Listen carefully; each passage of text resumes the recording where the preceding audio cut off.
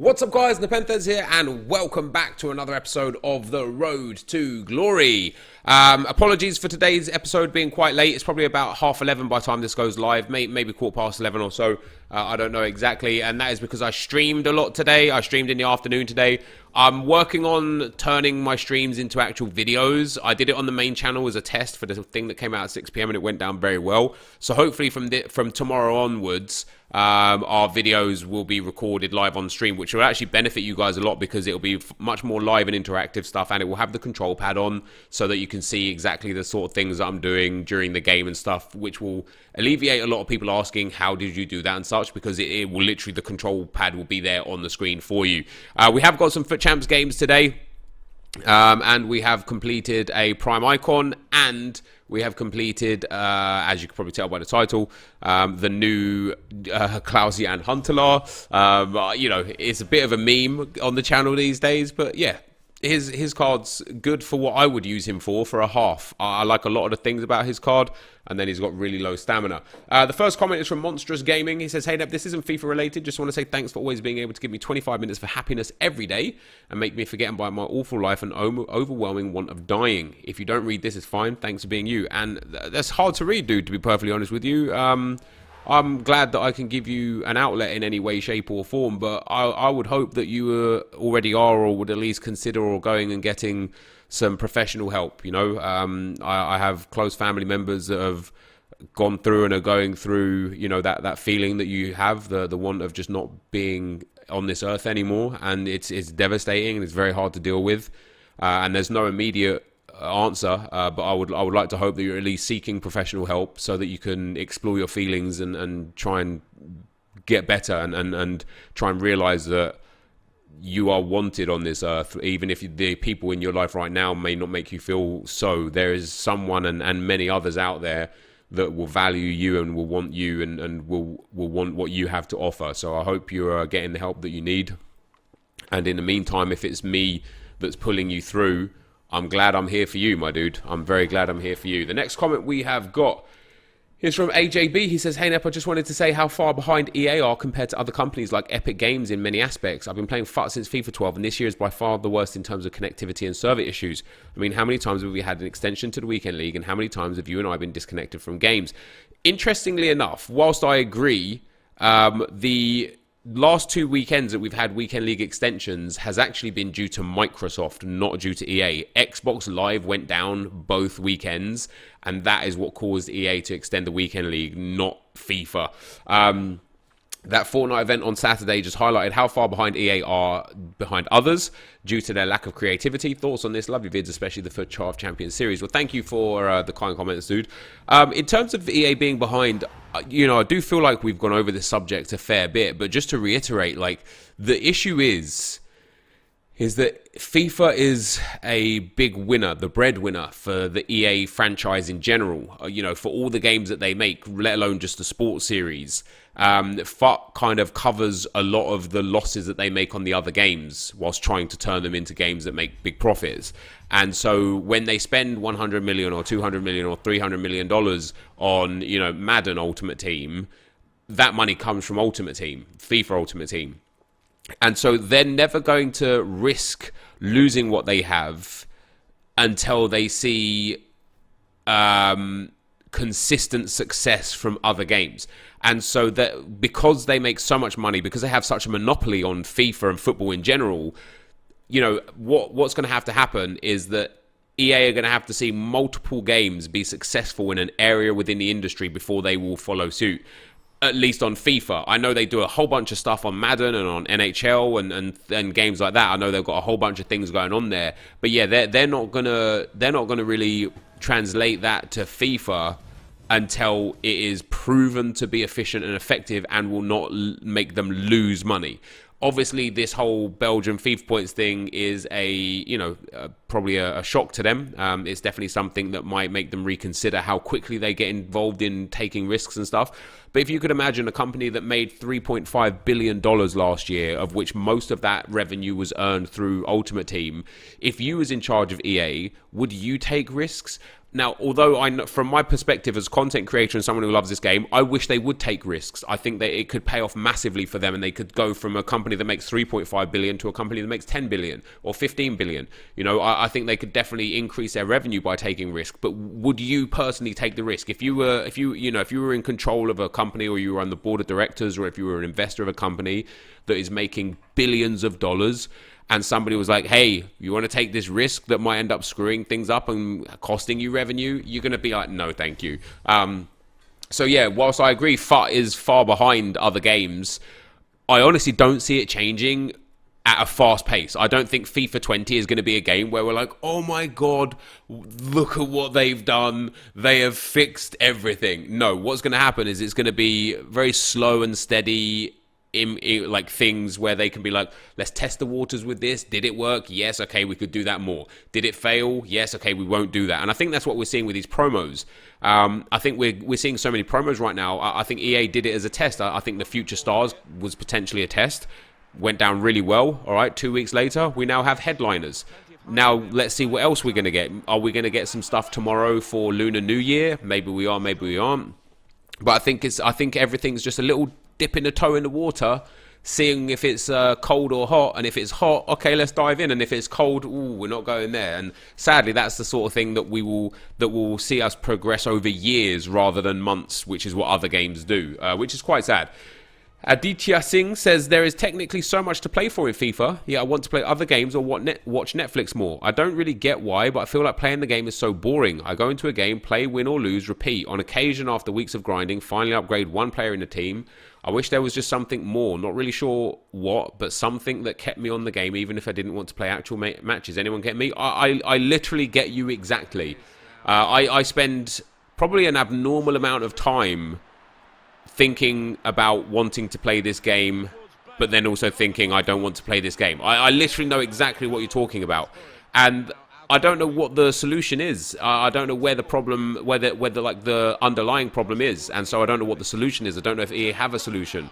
I want to play this game as much as I can. Yet after my experiences on the game specifically today, which isn't this gameplay until the last couple of games, it makes me feel like, why bother? You know, I will talk about this a lot more at the end of the video here. But when I watch other content creators specifically, whether they're doing good or bad, you know, I watch Nick have a tough weekend, and it will inspire me to be like, damn, let me go and get better at this game so that I can just, you know, have good fun on this game and have good results. And then I watch someone like AA, and he's smashing it out in champs, and he's getting top 100 and going 30-0 and stuff. And I'm like, damn, man, I want that experience. I want that. And then I play the game, and I'm like, I don't want that. That's just not worth it for me. But yeah, there is a lot to play for in FIFA. But what your problem is what I think a lot of the problem is with how easy it is to get to a certain point in FIFA. Let's take FIFA as a line up to 100%, and at 0% you've got your starter pack team, and at 100% you've got your end game team. The problem in FIFA is that it's extremely easy to get to the 90 to 95% mark, and then it's extremely difficult to push up above that mark. You know, getting from 95% to 96% is probably going to take you 5 times as long as it took you to get from 0% to 95%.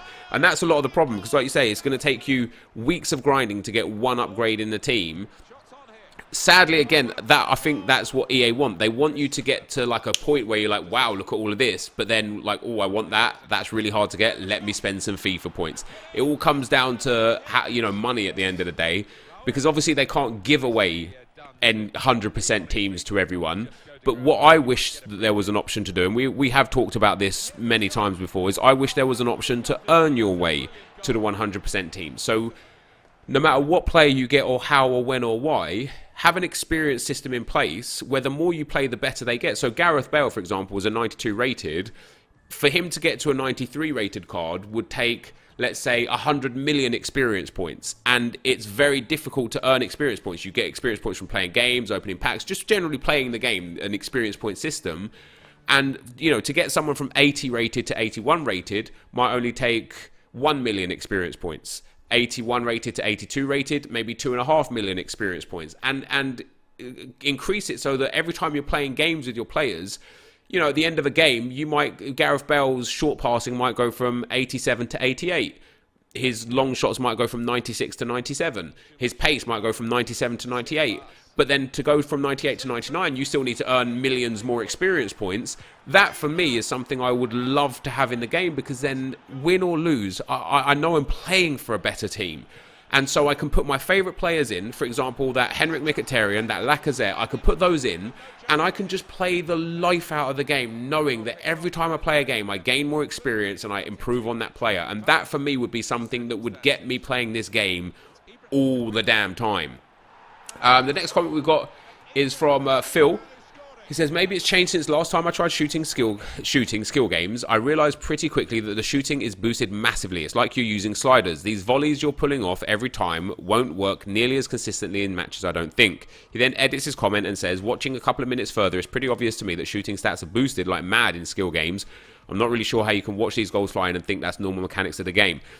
The reason why I think you're wrong is because it's obviously it's an adaptation of the game. It's not the game. So I was in a situation where I was 2 attackers against 2 defenders, which all the time, sometimes 2 attackers against 1 defender. I was also in a situation where I don't think the goalkeeper was the best. I don't actually know who was in the goal, but I don't think it was the best. No chemistry is applied in skill games, so the defenders aren't max boosted for defensive stats. The goalkeeper wasn't given the +10 boost, so it was easier to score goals in that sense. And also, because I don't think composure is impacted in skill games, because it's out of Ultimate Team, so there's no boost in any way. So it is literally just a player playing, because there's no composure stat there, essentially, because there's no pressure on the player, because there's not a whole team of players around them, they're able to perform the mechanics more efficiently and more effectively. I agree with you. I don't think that's how I don't think you'd pull them off that consecutively in games. But that, again, is because there's not 2 defenders. There's sometimes 6 or 8 people in the box rather than 2 people in the box, which makes it far easier. I take your point on board, though. I just think I don't think it's sliders that cause them to be scored more. I think it's the lack of more players in the game, the lack of any real desire and need to score. You could just kind of try things and experiment, and the fact that because chemistry styles aren't applied, you kind of get a truer version of players in the game, and I think that's why I scored those goals. Quinn says, hey Nep, I think that the community prefers SBCs that are for players who are new in terms of type of card. For example, whilst that Arnautovic is quite a good card, you could argue that there are better players for a similar price which are tradable. However, because he's got a new cool design, people look and see him as a very good SBC. Just my thoughts. Keep up the good work. You're absolutely right. I think live items have more of a I want that than anything else. That Leighton Baines. If all flashbacks again, if cards were upgradable by playing the game, I'd get that flashback Leighton Baines, no question about it.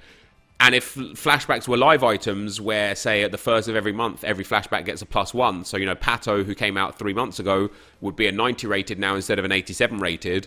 That would interest me again in doing the flashback cards, or the flashback Banes specifically. Arnautovic, obviously, as a live item, has a great chance of getting upgraded to an 88, an 89, or a 90, or a 91. And that, I think, engages with people a lot more and wants them to do that SBC.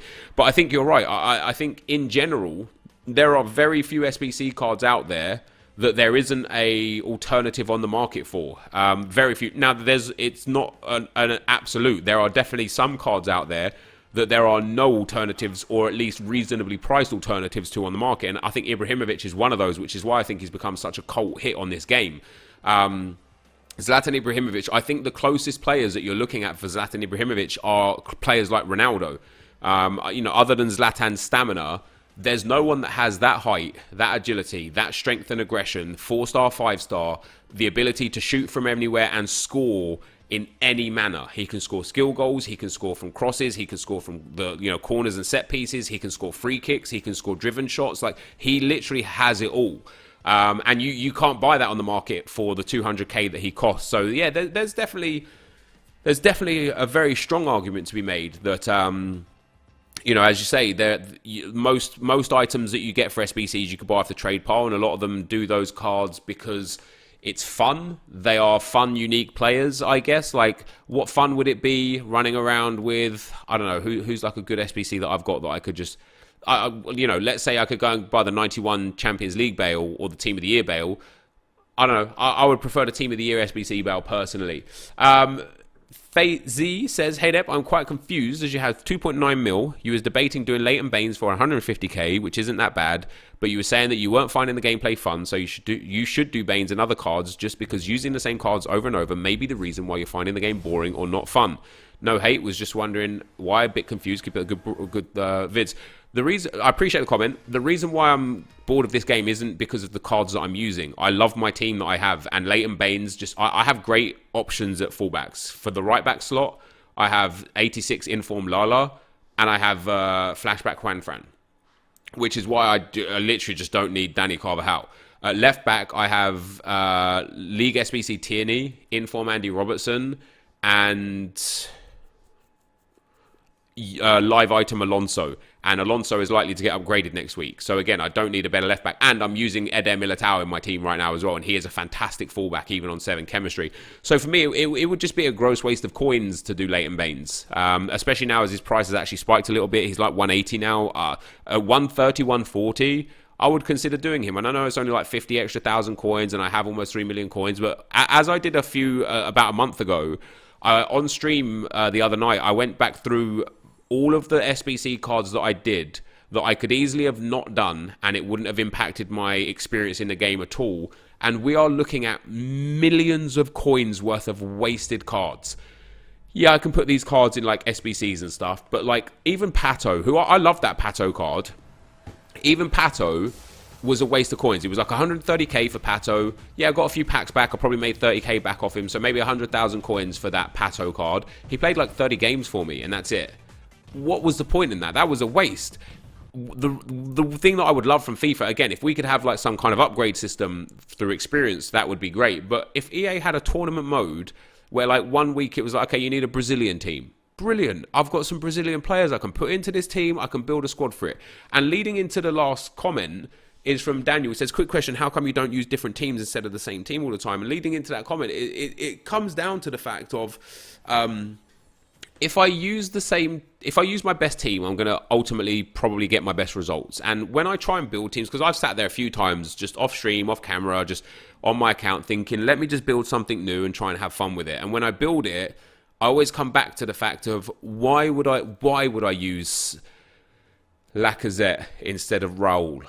Just why? Why would I do it? For a bit of fun? This game sadly doesn't promote fun, because the reason why this game is boring, as per the previous comment, is because of the way people play the game now. And I am exactly the same. I'm not saying I'm different. I'm not saying I play some kind of exciting style of FIFA that nobody else plays. No, I do the same thing. I'm 4-2-3-1. I'm on drop back. I'm on 3 depth.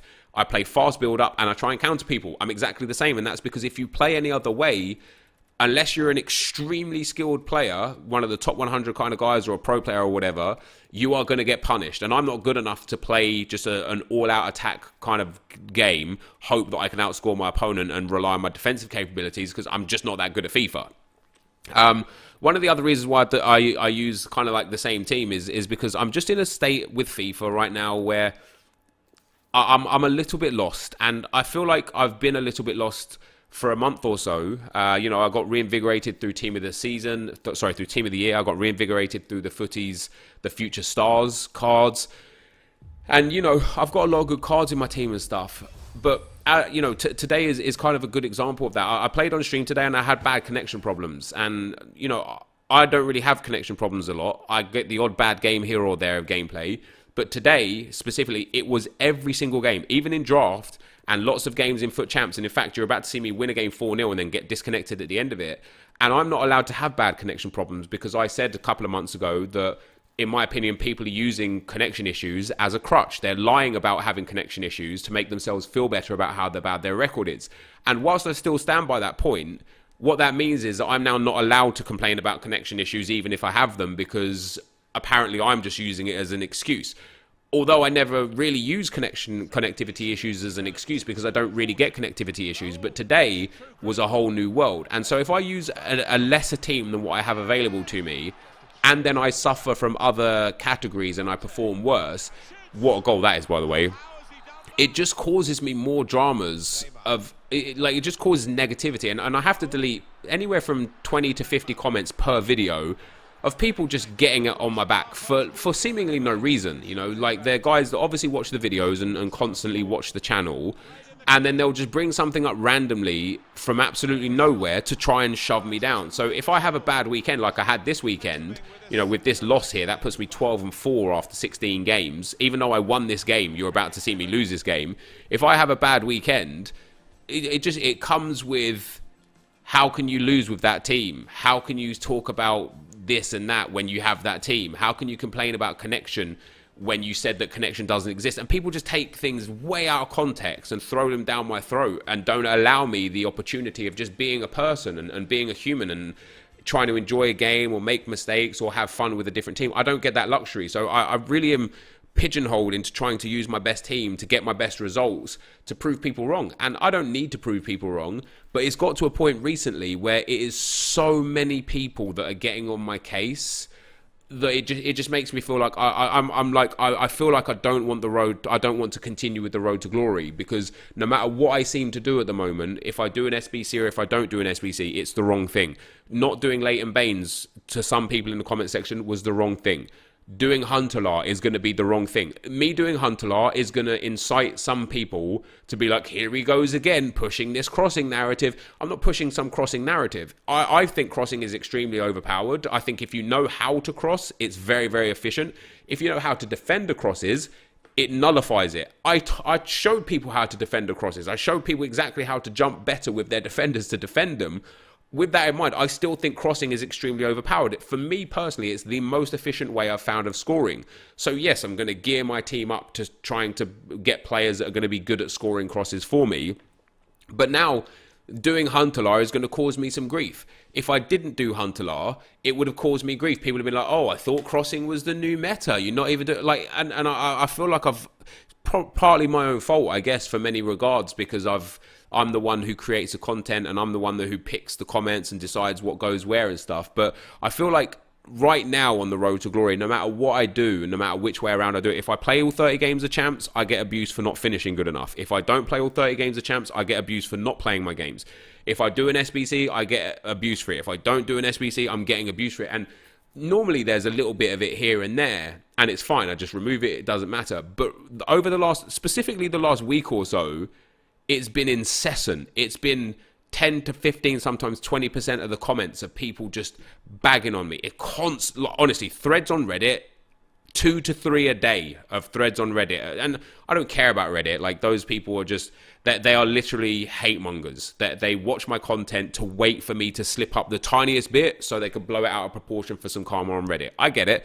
But it's just, the reason why I don't change my team is because if I went to a lesser team and I lost the game and I said something along the lines of, hey man, I lost that game, but whatever, I had a lesser team out there, potentially I would have won that game if I had my best team, I guarantee you comments would start flying in of, oh, now he's making the excuse of having a lesser team for losing his games. And I'm just, honestly guys, I'm so over it. I'm so over being scrutinized to the nth degree on everything I do or everything I say, and all I'm trying to do is just have fun playing FIFA, and I just can't right now. I just can't. So yeah, I don't know where I'm going with the road to glory. I genuinely feel a little bit lost. You know, I keep making it every day because of people like the first comment, where I know you guys take these videos and they are an escape for you on a day-to-day basis. So for that reason, I'm more than happy to carry on.